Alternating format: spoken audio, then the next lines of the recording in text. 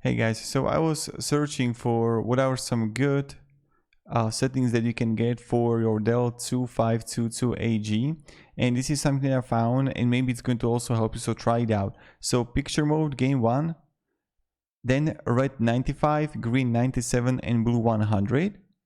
Response time 240 GHz, super fast only if you reach 200 FPS above in game, otherwise use fast. Dark stabilizer 0, input color format RGB, and sharpness 50. So this is something that I recommend to do, and it's something that I found, and maybe it's going to also help to you, so I hope it does. And yeah, so I hope it helped you a little bit, and about like what kind of settings you can set up for your DELL monitor. So have a great day and goodbye.